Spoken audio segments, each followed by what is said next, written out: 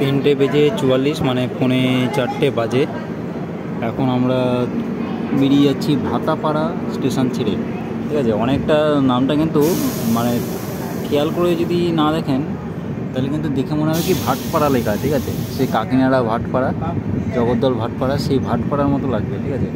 কিন্তু খুব ভালো করে নজর দিয়ে যদি যখন আপনারা দেখবেন তখন দেখবেন যে না, লেখাটা ভাটপাড়া না, ভাটাপাড়া। দেখুন আমি দেখাচ্ছি, ভাটপাড়া, ভাটাপাড়া।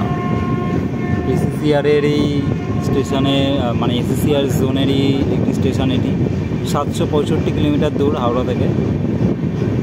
সেই লেভেলের গরম, রোদের তাপ ছত্তিশগড়ের এই দিক সাইডটায় মারাত্মক লেভেলের গরম।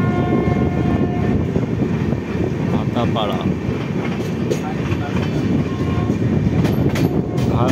ভাতাপাড়ার গুডস কেবিন, এটা গুডস শেড, ভাতাপাড়া গুডস শেড, মাল গোদাম।